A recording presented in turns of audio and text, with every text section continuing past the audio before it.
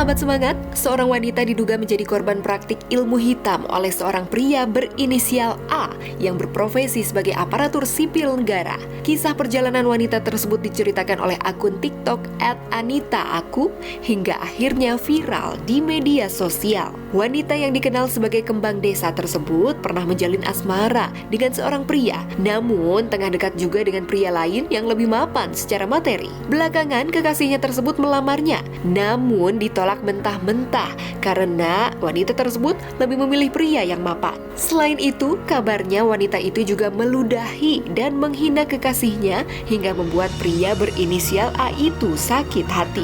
Pasca kejadian tersebut, sang wanita kerap bertingkah aneh, mulai dari teriak-teriak, marah-marah, hingga akhirnya keluarga membawanya ke dokter kejiwaan dan ahli spiritual. Ternyata sang ahli spiritual menyimpulkan wanita tersebut telah diguna-guna. Video yang diunggah ini telah viral dan ditonton sebanyak 1 hingga 4 juta kali oleh pengguna TikTok. Hingga seorang anak indigo yang melihat video tersebut ikut berkomentar. Pria pemilik akun @eric5star yang mengaku sebagai anak indigo melihat bahwa ada sosok nenek-nenek di tubuh wanita tersebut. Subhanallah, ngeri juga ya sahabat semangat.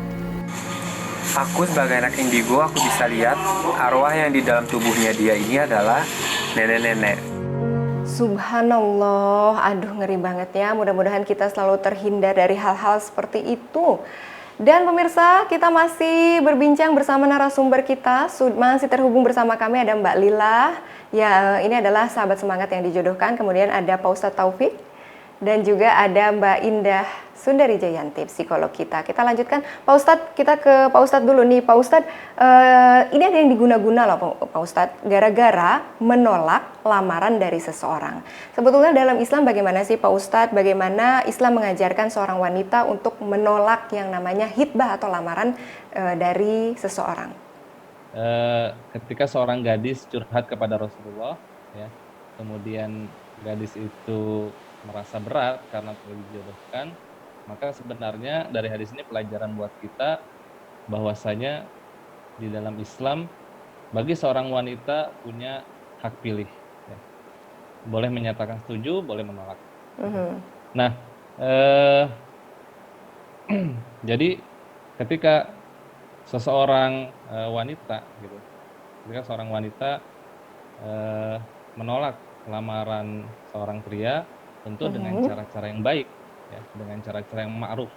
Seperti apa itu Pak Ustadz? Ketika seorang datang kepada wali wanita, kemudian walinya bertanya kepada si wanita, kemudian wanita menyatakan tidak bersedia, maka walinya menyampaikan kepada pemuda tersebut dengan bahasa-bahasa yang halus. Ya. Contohnya adalah misalnya bahwasanya putri saya belum bersedia menikah atau belum mau menikah, gitu ya.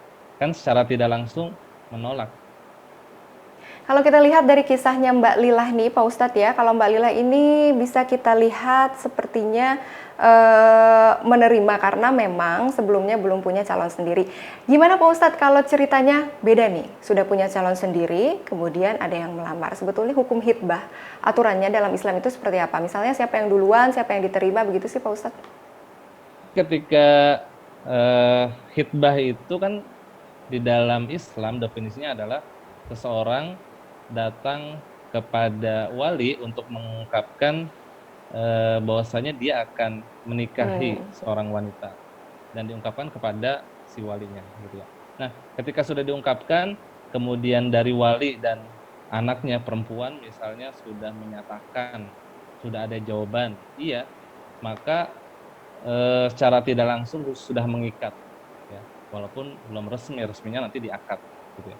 Jadi ketika ada orang kedua datang untuk melamar, maka sesungguhnya di dalam Islam tidak diperbolehkan. Sebagaimana hadis Nabi SAW, la yakhtubur rajulu ala khitbati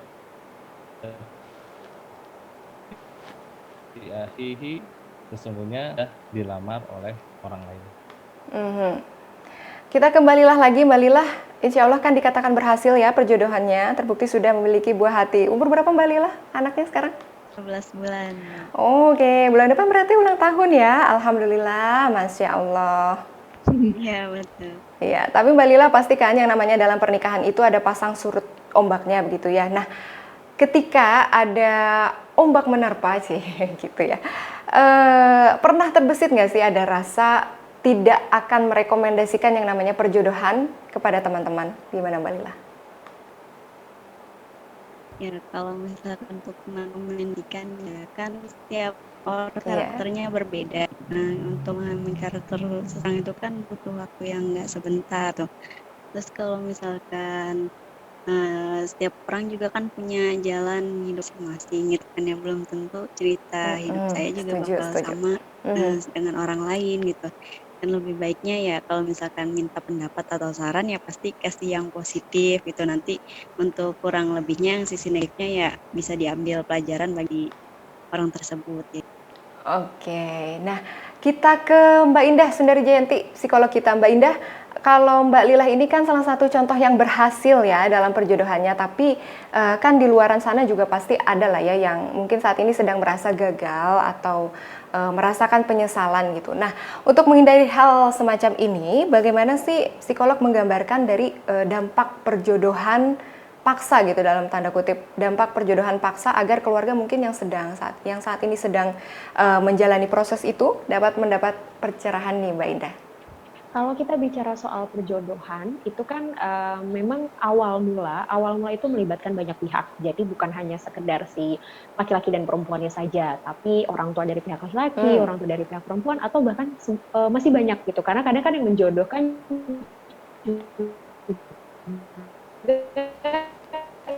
Ya. Bisa jadi misalnya dan lain sebagainya. Tapi satu hal yang perlu berlangsung sama, dan ketika sudah terjadi pernikahan, yang akan menjalani itu kan lebih banyak berdua. Artinya akan didominasi oleh pasangan suami dan istri dari seorang pria dan juga wanita itu sendiri gitu. Nah, pada akhirnya apapun yang terjadi itu pasti kan hanya akan diselesaikan atau hanya akan dialami oleh si pasangan ini sendiri. Dan memang ketika kita ingin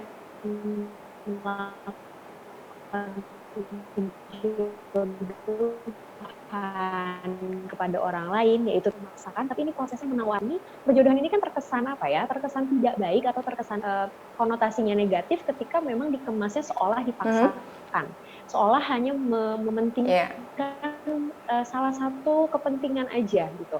Hanya sekedar melihat ini kepentingan siapa, ini kepentingan siapa. Tapi kalau perjodohan ini sifatnya ditawarkan, seperti yang tadi Mbak Lila bilang, bahwa jalannya seseorang menemukan jodoh itu bisa beda gitu. Ada yang memang harus kemana dulu gitu kan, baru bermuara di tempat yang emang jauh banget gitu. Ada yang ternyata jodohnya ternyata sahabatnya sendiri selama ini. Ada yang seperti Mbak Lila gitu, yang memang baru ketemu, ternyata dikenalin, terus tahunya cocok, akhirnya ya alhamdulillah berhasil gitu.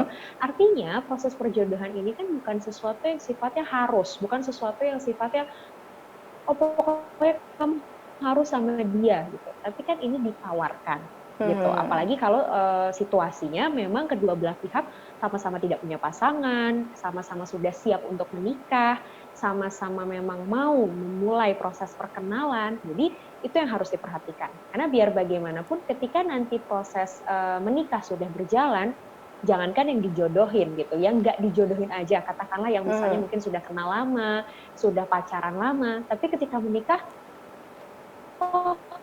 banyak hal yang perlu diadaptasikan gitu, banyak hal yang perlu apalagi yang dijodohkan yang memang sebelumnya belum pernah kenal sama sekali, lalu hanya punya sedikit waktu untuk saling kenal satu sama lain. Nah, proses mengenalnya justru ketika di pernikahan gitu. Jadi dijodohkan atau tidak, semua itu balik lagi ke bagaimana kita sebagai individu yang melakukan proses pernikahan ini. Tapi hati-hati, harus digarisbawahi ketika perjodohan ini mau dilakukan atau dilaksanakan, ini sifatnya bukan memaksa, tapi ini penawaran, mau atau enggak. Baik, kita ke Pak Ustadz lagi. Pak Ustadz, kalau misalnya ada masalah di kemudian hari nih ya, memang awalnya iya aja, tapi kalau di kemudian hari ada permasalahan yang namanya juga pernikahan ya, bolehkah kita ada rasa menaruh penyesalan atau menyalahkan murabi atau perantaranya Pak Ustadz? Baik. Jadi memang sebelum nikah pun ya ada konsep hitbah dan ta'aruf ya. Nah, di situ kan eh, bagaimana seseorang bisa mengenali lebih awal ya pasangannya atau calon pasangannya gitu ya. Bahkan nanti di dalam Islam kita diperintahkan sebelum menentukan jawaban ya atau tidak, kita diperintahkan untuk istikharah gitu ya. Nah, istikharah inilah yang menjadi penentu insya Allah jika niat kita baik ya, ibadah karena Allah Subhanahu wa taala, insya Allah yang namanya bahtera keluarga gitu ya. Bahtera keluarga ya adalah masalah sedikit banyaknya gitu ya. Tapi insya Allah dengan sejalan gitu ya. Kita nikah karena ya suami atau istri ya, nikah karena ibadah gitu ya. Insya Allah apapun masalahnya bisa diselesaikan gitu ya.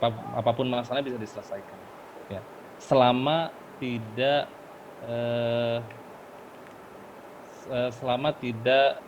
sesuai dengan hal-hal yang prinsip gitu ya, prinsip gitu. Insya Allah selesaikan. Kecuali kalau masalahnya masalah prinsip, beda agama atau seorang laki-laki impoten dan sebagainya, semuanya sudah ada solusinya dalam dan ada jalannya dalam Islam. Seperti itu. Tapi kalau Mbak Lila ini insya Allah nggak ada penyesalan ya Mbak Lila ya? Insya Allah nggak Bahagia ada. banget dah Ya, Mbak, kelihatannya. ya, tadi ya sama-sama mau gitu ya atas keterpaksaan ya. Alhamdulillah. Kita masih akan kembali pemirsa usai jeda berikut ya. Kita akan lanjutkan perbincangan kita soal perjodohan dan menikah muda. Jangan kemana-mana, tetap bersama kami di Semangat Siang Indonesia. Indonesia harus semangat.